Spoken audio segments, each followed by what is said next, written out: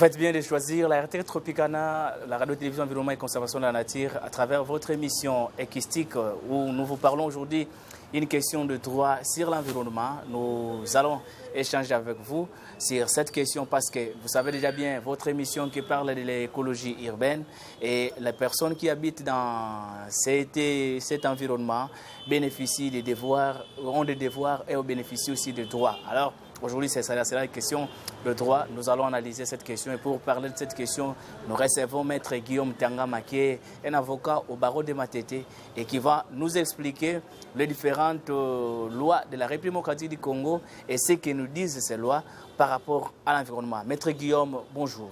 Bonjour, monsieur le journaliste. Avec vous, nous allons parler des droits de l'environnement. Sans plus tarder, vous pouvez directement nous dire qu'est-ce que les gens peuvent comprendre sur le droit de l'environnement. Merci beaucoup. Je crois que, avant de parler des droits de l'environnement, il faut parler de l'environnement comme science. Donc l'environnement est une science pluridisciplinaire. On y trouve la sociologie, les sciences humaines, on y trouve le droit. Donc cela veut dire que c'est une science carrefour. Pour ainsi parler de l'aspect juridique de l'environnement, je pense que c'est depuis l'époque coloniale que les colons ont pensé à l'environnement.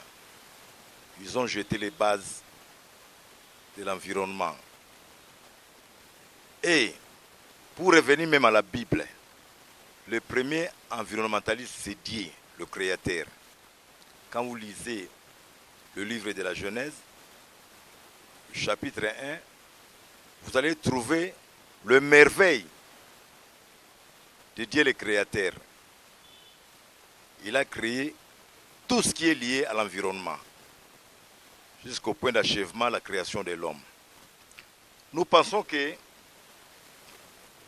à l'époque coloniale, il y avait une ordonnance-loi. L'ordonnance-loi, si je peux vous la citer, c'est l'ordonnance-loi numéro 69/041 du 22 août 1969. Qu'est-ce que cette ordonnance stipule? Donc, il consacrait la protection de l'environnement des aires protégées. Des aires protégées, la faune, la flore. Mais ici, je voudrais un peu m'atteler sur l'aspect défaillance de cette ordonnance. Cette ordonnance-loi n'a pas tenu compte des nouveaux défis qui imposent l'environnement. Par exemple, la lutte contre la pauvreté, la destruction des écosystèmes, donc bref, l'exploitation d'une manière désordonnée de la faune, des flores de nos ressources naturelles. Merci beaucoup. Parce qu'il n'y avait pas d'aspect pénalité. Mais heureusement que le législateur congolais a pu sortir de cette léthargie en votant des lois, la loi numéro 11/009 du 9 juillet 2011 portant principes fondamentaux relatifs à la protection de l'environnement, qui est une loi cadre pour l'environnement. Et la seconde loi, beaucoup plus intéressante, c'est la loi numéro 14/003 du 11 février 2014, relative à la conservation de la nature. Celle-là, c'est la loi qui vient réglementer le secteur de la conservation de la nature. De la conservation de la nature, donc sur la caméra, le caméraman peut me... Voilà, il a pris ça. Voilà, les deux lois. À cela, il faut ajouter la loi relative à l'eau qui a été promulguée depuis 2015. Alors, quelle est la particularité qu'on peut trouver dans la loi ici que vous venez de présenter, qu'on n'a pas trouvé dans les ordonnances qui existaient depuis longtemps? Tout à fait. Actuellement, maintenant, les nouvelles lois consacrent l'aspect pénalité. L'aspect pénalité, parce que si vous allez un peu plus loin, dans ces deux lois, si vous compulsez, vous verrez qu'il y a la faune et la flore qui est protégée. Il y a surtout certaines espèces animales qui sont protégées, comme en passant les bonobos, et puis les léopards, les éléphants. Donc maintenant, si vous osez,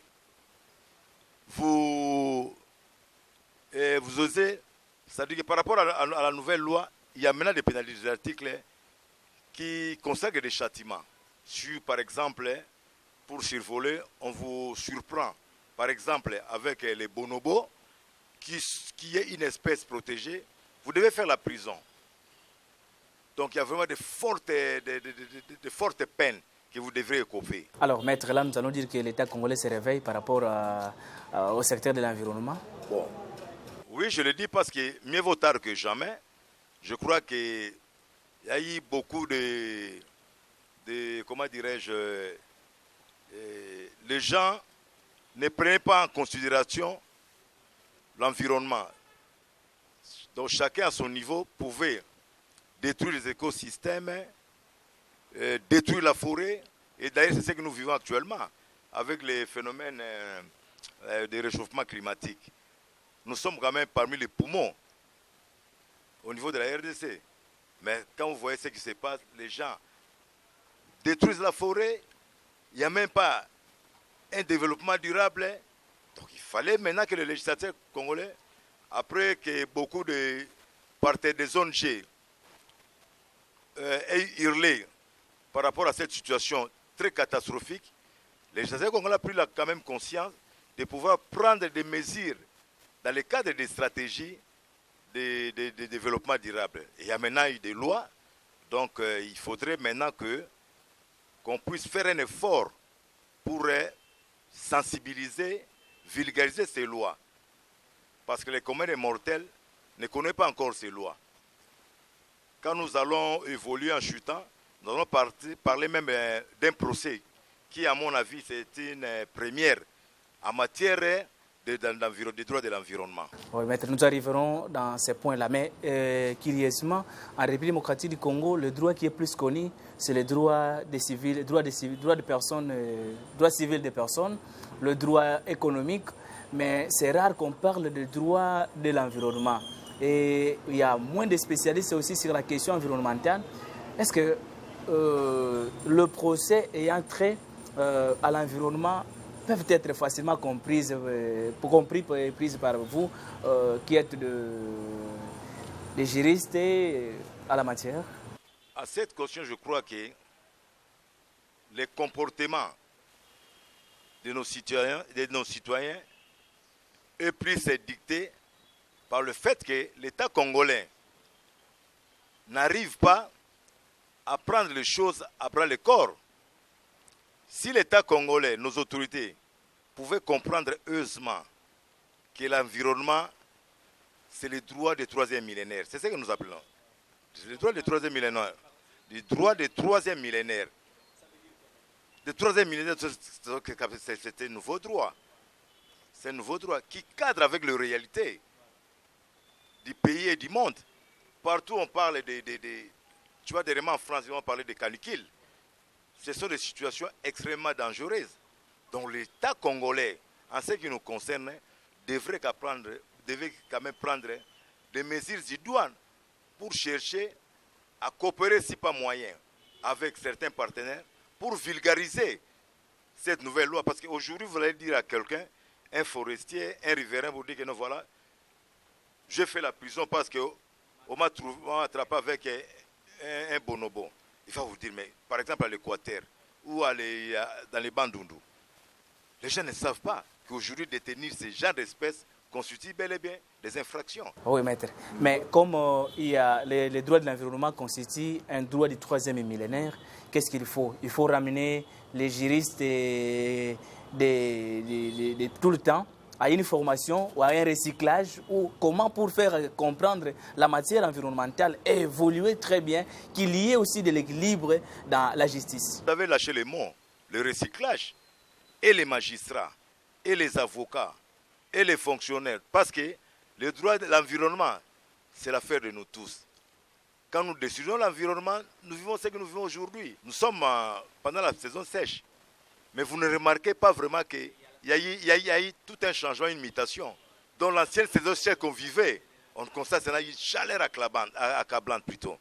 Mais je pense qu'il faut que l'État congolais puisse, à travers l'ICSN, parce que nous avons l'Institut national de conservation pour la conservation de la nature.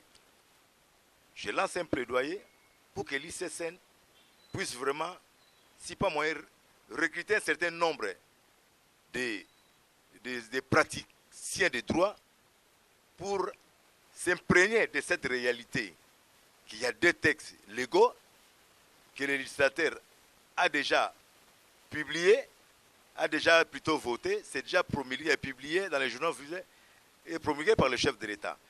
Donc, ce sont nos instruments juridiques qui doivent donner des stratégies pour essayer un peu d'estomper tant soit un peu ces phénomènes de destruction de l'environnement, s'il faut dire ainsi. Donc, je pense que l'État congolais a la lourde responsabilité. Nous sommes des partenaires à travers l'ICSN. On peut signer des contrats parce que l'article 36 de la loi sur la conservation de la nature, dans son article 36 et 37, donne le pouvoir à l'ICSN de pouvoir prendre ou conclure des engagements, des contrats avec des partenaires privés, ou même prendre l'engagement avec un individu qui a assez de ressources en termes financiers pour relayer ses devoirs de conservation de la nature. Voilà. Maître, mais ici, la grande question demeure toujours l'applicabilité des lois. Nous savons qu'en République démocratique du Congo, il y a toujours de belles lois qui sont votées, mais les appliquer sur le terrain pose un vrai problème. Aujourd'hui, voyez-vous vraiment le ministère de l'Environnement? Parce que ça, c'est d'abord la responsabilité du ministère de l'Environnement, parce que c'est les ministères titelles qui incarnent toutes ces lois. Vous voyez le ministère de l'Environnement mettre vraiment à profit toutes ces lois qui ont été votées. Et la loi cadre sur l'environnement, la loi sur la conservation de la nature, la loi relative à l'eau. Vous voyez le ministère de l'Environnement entrer dans cette danse? Vraiment, c'est mon souhait. Mais s'il faut dire la vérité, le ministère de l'Enseignement a failli totalement à cette mission. Il suffit seulement de voir certaines infrastructures au niveau de la ville ici. Dernièrement, j'étais au niveau de Premier Rifuna, où il y a des divisions urbaines de l'environnement. Il y a la division de Funa, de Tchango, de Lukunga et de la Funa. Mais il faut voir, juste en entrant là-bas, il faut voir dans quel état se trouvent les bureaux, dans un état de développement très avancé. Alors, je crois que le ministère de l'Environnement ne devrait pas donner l'impression d'être parent pauvre. Il y a quand même beaucoup de partenaires internationaux qui s'investissent en donnant des moyens au ministère de l'Environnement, à l'ICSN, pour cette tâche-là. Mais en réalité, il n'y a rien qui s'est fait. Donc je pense que si nous devons laisser la situation évoluer comme ça, mon cher journaliste, nous allons tout droit à l'abîme. Donc nous devons quand même nous réveiller. Nous sommes là, les avocats sont là, les praticiens du droit sont là, de manière à ce qu'on puisse un peu booster pour vulgariser et sensibiliser. C'est ça la première étape. Parce que quand vous dites qu'il y a des lois qui ne sont pas appliquées, ça c'est de la part de la responsabilité du gouvernement. On doit l'appliquer parce que nous devons protéger notre environnement. Il y a un danger imminent qui nous guette. Mais apparemment les autorités congolaises sont en train de danser, de faire la fête, de s'occuper plus de la politique, alors que l'environnement, c'est un domaine très très important à ce jour. Parce que, je vais vous dire quelque chose. Il se passe des histoires. On organise par exemple une conférence ayant trait à l'environnement. Qu'est-ce qui se passe dans ces différents ministères ou dans les ministères de l'environnement? Ce sont des frères, des beaux-frères qui y vont. Or, il y a des experts. Moi, je suis le professeur, on peut citer le professeur Belessi, le professeur Lubini. Ce sont des experts. Mais curieusement, chez nous, on prend des beaux-frères de Makangu qui prennent le vol pour se rendre, pour aller participer à ce genre de conférences. Alors, ils n'ont aucune expertise. Ça, c'est très grave. Donc, encore une fois, je lance un plaidoyer pour que les autorités congolaises puissent quand même prendre à bras le corps ces problèmes cruciaux qui nous guettent. Maître, la question aussi la plus importante, c'est toujours dans la loi. La Constitution a consacré un article propre à l'environnement et qui a donné même la brèche à toutes les autres lois qui viennent après. C'est l'article 53 qui est connu de tout le monde, qui stipule quand même, je peux citer une partie, que toute personne a droit à un environnement sain. Quand vous regardez les villes de la République démocratique du Congo, les agglomérations de la République démocratique du Congo, les cités de la ville de la République démocratique du Congo, les villages de la République démocratique du Congo ne sont pas beaux à vivre parce que l'émission équistique est basée sur l'écologie urbaine, les villages, les cités, tout consort. Mais le milieu auquel la population congolaise vit, ce n'est pas un milieu propice à l'épanouissement de la population. Vous, au niveau des droits, est-ce que vous ne pouvez pas commencer à initier des actions pour interpeller ceux qui ont la responsabilité de gérer? Interpeller, oui, parce que c'est notre devoir, mais la prise de conscience. La prise de conscience, c'est quand même la chose la plus importante. Aujourd'hui, il suffit seulement de circuler dans la ville de Kinshasa, de nord, sud, est, ouest, pour vous rendre compte que la Constitution n'est pas respectée par rapport à cet article. Certains de nos compatriotes vivent dans des situations de précarité énormes. Vous allez par exemple, même ici à côté. Même Kinshasa. Quand vous prenez Kinshasa, ce n'est pas une ville écologiquement correcte. Hein? L'État a failli. Comme il y a une alternance à la tête de l'État, je crois que les peuvent changer. Mais je crois que le gouvernement congolais doit faire un effort, je le répète toujours, pour comprendre et régler certaines situations. Surtout en ce qui concerne l'aménagement de la ville. Aujourd'hui, cette ville, en 1960, par rapport à la démographie, il n'y avait pas assez de monde. Mais aujourd'hui, la ville de Kinshasa regorge plus de 10 millions d'habitants. Il faudrait adapter cette évolution par rapport à la réalité. Vous avez 10 millions d'habitants. Il y avait le boulevard Lumumba, de l'aéroport jusqu'à, je crois, à Saint-Louis. Mais vous devez faire un effort, parce qu'il y a maintenant des embouteillages. C'est un problème environnemental. Les sauts de moutons que nous voyons là-bas, ça commence à déranger même les paisibles citoyens, nos compatriotes. C'est un problème environnemental. Donc l'État doit mener des enquêtes et nous qui sommes bien positionnés, nous sommes à même de fournir des éléments pour que l'État congolais puisse chercher à trouver des solutions. Le peuple congolais ne vit pas dans un environnement sain. Par rapport à la Constitution de l'article 53, le peuple congolais vit dans la crasse. On jette des immondices partout. À peine j'ai vu le gouverneur de la ville donner 6 et 16 millions à chaque bourgmestre pour essayer un peu d'évacuer des immondices.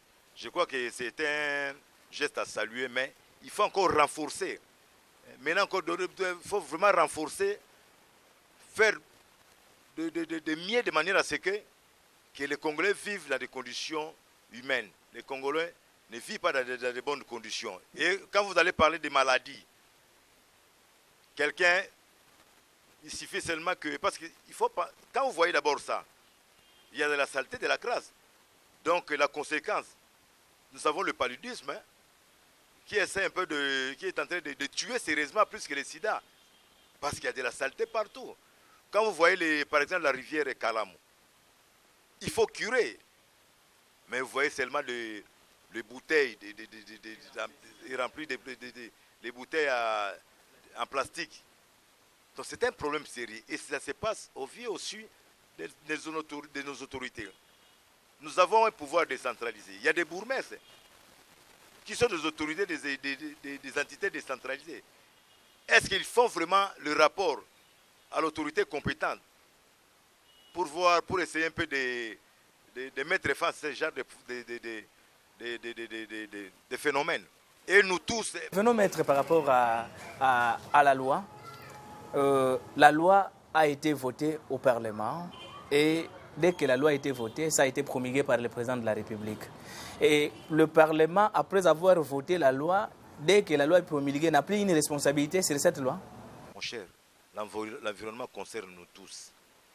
Dès lors que le Parlement vote une loi, publiée au journal officiel, et le chef d'État la promulgue, c'est l'exécutif. Donc ce n'est plus la responsabilité du Parlement. Le Parlement peut interpeller le ministre qui a failli à cette mission-là. Donc c'est de la responsabilité du Parlement. Vous votez une loi, c'est déjà publié, et que l'exécutif ne fait pas son travail, surtout en matière d'environnement. Vous devriez soit interpeller le ministre qui a l'environnement dans ses attributions, encore moins le ministre de la Justice, par rapport à l'applicabilité de cette loi. Maître, que font les cellules juridiques dans chaque assemblée, nationale ou provinciale? Je ne sais pas si c'est... Ils font autre chose parce qu'ils savent que chez nous, l'environnement donne la figure d'un parent pauvre, donc autant mieux s'occuper d'autres secteurs. Mais aujourd'hui, tout le monde réfléchit en termes d'environnement parce que d'ailleurs, avant 2015, on parlait des objectifs du millénaire. Actuellement, on parle des objectifs du développement durable. C'est qu'on tient compte maintenant de l'environnement. Il fallait concilier l'économie, l'écologie et le social. Mais actuellement, nous avons le Parlement qui vote des lois avec une cellule juridique qui ne sait pas faire le suivi de ces lois. Le problème, c'est quoi? Et même qui votent ces lois ne les comprennent pas ou c'est seulement, ils se considèrent seulement comme les gens qui élaborent et votent puis finir par là. Je crois qu'il y a aussi manque d'expertise. Mais il y a aussi des juristes aussi au Parlement. Des juristes, oui, mais qui devraient être recyclés. Tout doit partir des SOS. C'est-à-dire l'État congolais doit quand même lancer un cri de SOS par rapport à l'environnement. Dire que non, voilà, il y a une loi. La loi est là, la loi consacre des pénalités. La personne qui fait ceci, parce que ce qui est intéressant, les deux lois, la loi qui a donné qui a jeté les principes et la loi sur la consommation d'énergie, on a essayé un peu de régler un grand problème à l'eau, mais le problème se trouve au niveau de l'applicabilité. Et je crois que le ministère public, les OPJ, au niveau de l'environnement, il y a quand même des OPJ qui ont prêté serment, qui doivent faire la recherche des infractions liées à l'environnement. Ça ne se fait pas. Je ne sais pas si on ne leur donne pas l'argent. Maître, donc si je comprends bien, la loi ou les lois qu'on a votées ne sont pas bien comprises par les juristes. Il faut récupérer tous les juristes et les recycler pour qu'ils aient le même rythme de compréhension que tout le monde. Tout à fait. Parce que le ministère public, d'abord le PJ, c'est la police judiciaire, les bras séculiers du ministère public. Dès par la Constitution, les ministères publics ont le devoir de rechercher les infractions à la loi. Et nous avons des lois, et 3 lois. Des lois sur qui consacrent les principes et la conservation de la nature et la loi sur l'eau. Donc, ce sont des lois qui sont déjà promulguées. Ça continue à produire leurs effets vis-à-vis des tiers. Donc, il appartient maintenant à la justice, plus précisément au ministère public, qui a le devoir de rechercher les infractions, même les OPJ, de faire leur travail. Il ne faut pas rester seulement au bureau, attendre qu'on vienne vous déposer des plaintes. Il n'y aura jamais de plaintes en matière d'environnement. Heureusement, je salue en passant l'ONG Conserve de M. Adam, qui a eu le courage quand même de traduire en justice certains compatriotes qui sont en train, les 2 autres ont été déjà libérés, mais en n'écopant pas leur peine. Il y a, je crois, l'un que moi j'avais défendu, qui est toujours en prison. par rapport à la violation de la loi sur l'environnement, de la conservation de la nature. Maître, vous venez de donner une précision. Vous étiez parmi les avocats qui ont intervenu. Vous appelez ça comment? La partie civile ou la partie défenderesse? Non, nous sommes la partie prévenue. La partie prévenue. Vous étiez de la partie prévenue sur les dossiers des compatriotes qui avaient les mains de bonobos, la tête les crânes des bonobos ainsi. Dans ces procès, qui était le premier procès depuis l'indépendance en République démocratique du Congo, où on a condamné les gens pour avoir détenu les spécimens des espèces protégées. D'abord, votre impression était comment? Vous-même, quand on vous appelait comme avocat de venir défendre ces gens-là? Vous pouvez être content parce que c'est pour la première fois qu'un tel procès puisse avoir lieu. C'est le procès qui a opposé messieurs, je peux citer leur nom. Ouais, il y a le dossier où dans lequel le ministère public poursuivait sous RMP 04631 PR 021 Aden, il poursuivait en participation criminelle, monsieur, les prévenus Bokaka Blanchard et puis les prévenus Kimona Nganu Muchoko. Un peu plus tard, le client que moi je défendais, il est tombé aussi dans les filets de l'ONG Conserve Congo. Il s'agit de messieurs les prévenus Kalousi Diamboukou qui a la juresse. Sont sur les trois prévenus. Les deux ont participé, ont été condamnés en participation criminelle parce qu'ils ont été retrouvés en flagrant délit plutôt d'un chien de bonobo au niveau je crois, de Ndolo. Ce sont des vendeurs habituels. Alors, ils ont été appréhendés. Après quelques temps, c'était maintenant mon client, que je vais de citer, M. Jurès, qui a été aussi interpellé par la police de l'IPEKIN ou du commissariat provincial des gens. Qu'est-ce qui s'est passé au juste? C'est l'officier de police judiciaire du commissariat provincial de Kinshasa qui a été mis au parfum d'une détention des espèces protégées. Donc il y avait des spécimens de bonobos, des crânes secs, il y avait encore 11 mètres sèches de bonobos, et puis plutôt une peau qui s'apparente au léopard. Techniquement, je crois que c'était... Il y a un mot technique qui m'échappe un peu. Les peaux de félin, voilà. Alors, aussitôt interpellés, ils ont été acheminés au niveau de l'IPEKIN.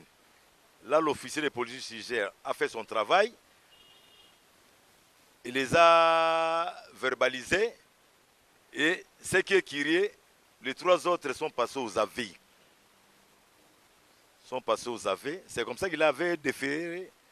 Il les a tous déférés devant le ministère public où le dossier RMP que je vais de citer, RMP 046 31 a été ouvert dans le cabinet de la magistrate Aden. Après avoir instruit le dossier, le ministère public a saisi la juridiction du jugement pour les poursuivre et chercher leur condamnation. Nous avons comparé. J'étais avec le confrère David, qui devait s'occuper des deux prévenus poursuivis en participation criminelle, et moi j'étais avec l'autre client. Bon, il y a eu des audiences de remise, et finalement on a plaidé. Et le juge, quand il a pris l'affaire en délibéré, il s'est rendu compte devant une évidence qu'il devait le condamner. Mais Dieu merci que, par rapport, si je peux vous lire quand même donner lecture de l'article. C'est l'article... ils ont été poursuivis pour détention, seulement simple détention. Détention des espèces, article 78, je crois. Article. Donc, l'article est puni d'une servitude de 2 mois. Ah, non, non, c'est pas ça l'article. 79. Un instant. C'était l'article 78. Est puni d'une servitude de la loi numéro 14/003 du 11 février 2014 relative à la conservation de la nature. Je vous donne quand même les libellés de l'article. Est puni d'une servitude pénale de 1 an à 10 ans et d'une amende de 5 millions à 20 millions de francs congolais ou de l'une de ces peines seulement toute personne qui tue, blesse, capture et détient un spécimen d'une espèce de faune sauvage, sauf cas de légitime défense, ou occupe et ou coupe et ou des racines un spécimen d'une espèce de flore sauvage intégralement protégée visée aux articles 7 et 13 de la présente loi. Ces peines sont ramenées à une servitude pénale de 6 mois à 2 ans et une amende de 1 million à 5 millions de francs congolais lorsque ces actes portent sur le spécimen des espèces de faune et de flore sauvages partiellement protégées. Sans pour autant, c'est un peu d'entrer dans la profondeur de la loi. Donc, le fait seulement de détenir ces spécimens, vivants ou morts, ou dans les premiers cas, les 2 prévenus ont été surpris avec les jeunes de Bonobo qui étaient en vie. Par rapport à mon client, le prévenu Gires, lui, il a été surpris par les spécimens morts. Et il faudrait, ce qui est important par rapport au législateur, c'est la dose de la peine. C'est vous allez même à 10 ans et payer une amende de 5 millions de dollars. Entre 5 millions et 20 5 millions et 20 millions. Dans les cas d'espèce, le juge, je crois qu'en bon père de famille, il a tenu compte de la personnalité des délinquants, comme ce sont des délinquants primaires, et que c'est pour la première fois, il a pu leur accorder des circonstances atténuantes. Donc ils ont été punis à 5 mois de prison et puis à une amende de 5 millions. Comme c'était... de 5 millions. Donc, comme c'était l'initiative de l'ONG Conserve, il a appelé en garantie. Il avait, comment dirais-je, il a fait venir au procès l'ICSN, quoi, qu'il gère les conservations de la nature. Alors, c'est dans ce cadre-là, on a loué, je crois, à Conserve 2 millions de dollars et puis à l'ICSN 3 millions de dollars. Vous voyez que l'État peut faire beaucoup d'argent. Donc, ce n'est pas un domaine à négliger. Donc, finalement, nous sommes là. L'autre va bientôt sortir. Et qu'aujourd'hui, les gens doivent savoir, surtout la plupart de nos compatriotes, que si on vous surprend avec des spécimens de certaines espèces protégées intégralement ou partiellement, vous allez faire la prison. Ça, c'est une réalité. C'est un très bon exemple que nous exploitons dans Equistic pour que les gens comprennent quand même que les droits de l'environnement fonctionnent dans toutes les dimensions. Pardon, si les gens peuvent avoir des références par rapport au dossier, je peux donner le numéro, c'est le RP 26315, Tribunal de grande instance de la Gombe. RP 26315. Les gens peuvent aller consulter, même les gens qui sont assoiffés de connaître plus dans l'environnement, ils peuvent quand même aller consulter au niveau du greffe. Voilà, maître, la question aussi la plus importante est de savoir quelles sont les difficultés que vous avez rencontrées. Parce que si c'est une première fois pour la République démocratique du Congo de condamner les personnes, j'espère aussi que c'était aussi une première fois pour vous de défendre quelqu'un dans le domaine de l'environnement. Tout à fait. Alors, quelles sont les difficultés que vous avez rencontrées dans ces procès? Je crois que la dénonciation doit être faite à tout moment. Mais pour y arriver, il faudrait que l'État congolais, les autorités, je reviens toujours dans cet aspect des choses. On doit vulgariser. Vulgariser les lois, toutes les lois. Ce sont des nouvelles lois. Et puis recycler. Recycler les gens, c'est-à-dire que donner aussi les moyens à la justice congolaise de mener des enquêtes, des investigations pour mettre la main sur les différentes personnes qui se comportent de cette manière-là. On voit même au niveau de nos ports, Baramoto, Kinkole, ainsi partout. Il faudrait que les magistrats et les officiers de police judiciaire puissent mener des investigations pour rechercher ce genre d'infractions. Parce qu'il y a des gens qui viennent avec des bonobos. Ce sont des bonobos d'abord, il est proche de l'homme, hein. C'est notre ami, hein. Nous devons quand même les protéger. Donc nous devons faire un effort. C'est vraiment un souci majeur pour nous autres, hein, pour protéger ces spécimens et toutes ces espèces protégées et même mener une lutte, hein, pour la protection de la faune et des flores. Maître, est-ce que vous aviez le même langage dans ce procès entre vous, les avocats de la partie défenderesse, les avocats de la partie civile et puis les magistrats par rapport à ces procès? Donc, moi, je pense qu'à ce niveau-là, nous avons été consultés pour défendre nos clients. Donc, on ne devrait que faire ça. Par après, quand j'ai compris et que je suis président de l'ONG Justice du Vie et Protection de l'Environnement, je me suis dit, bon, c'est quand même pédagogique, je ne peux pas aller en appel. En tout cas, ça, c'est donner le béquille aux gens qui se comporteraient de cette manière-là. Je ne vais pas aller en appel, j'accepte le verdict, la sentence telle que dictée telle que prononcée par le juge. Maître, lorsque nous avions interviewé le jour où il y avait remise de l'audience, vous avez dit, en tant que tel, nous allons défendre coupable. Ouais. Est-ce que la famille de la partie des enfants dont vous défendiez ne vous ont pas traité d'être corrompus par l'ICCN et Conserve Congo? Non. L'avocat est indépendant. Hein. Ce n'est pas la famille de me dicter la ligne.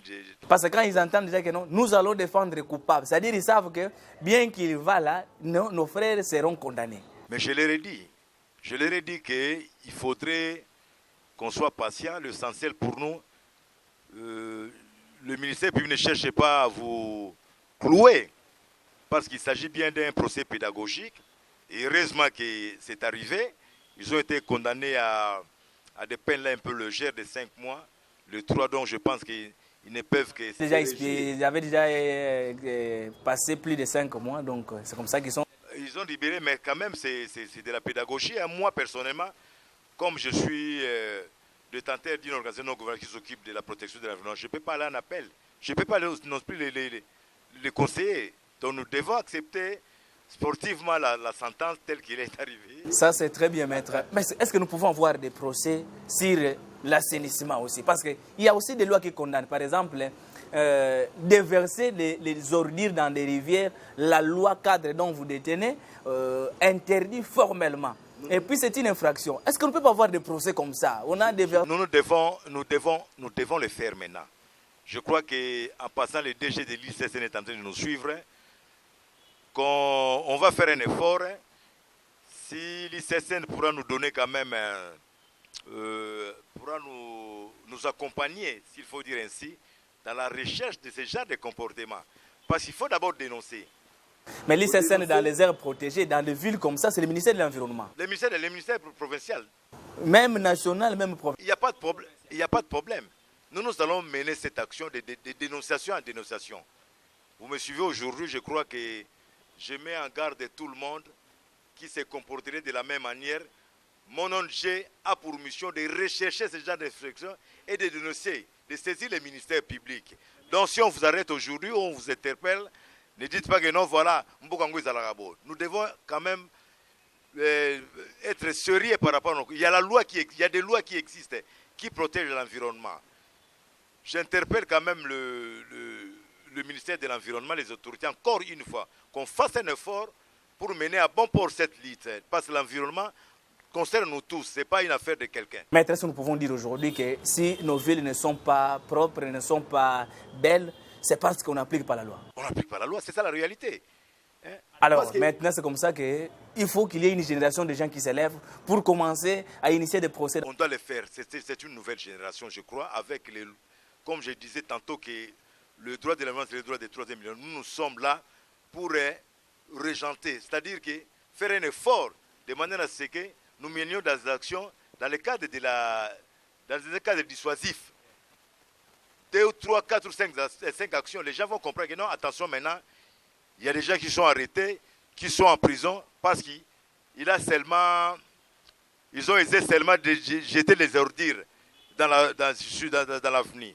Donc il faudrait que nous nous mettions debout et nous faisions un effort, parce que je le répète toujours, c'est notre pays, l'environnement, c'est notre droit.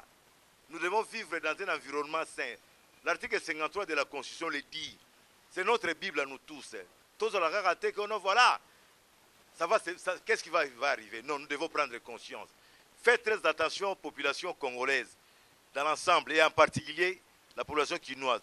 Cessez à vos sales comportements, vous prenez les ordures, vous jetez dans la rue, vous jetez des ordures dans des caniveaux. En tout cas, la LONGD, Justice, Vie et Protection de l'Environnement, va s'en charger de vous. Nous allons dénoncer tous ces genres de comportements pour que la justice puisse faire son travail. Maître, une dernière question, parce que nous sommes arrivés presque à la fin de notre émission. Votre organisation Justice et Droit de l'Environnement. Et protection de l'environnement. Justice, vie et protection de l'environnement. Est-ce qu'elle ne peut pas se charger ou ne peut pas se donner pour autre mission ou ça parmi les objectifs, les recyclages de vos collègues avocats pour qu'ils aient le même niveau de compréhension que les experts en environnement? D'ailleurs, c'est vraiment dans nos projets.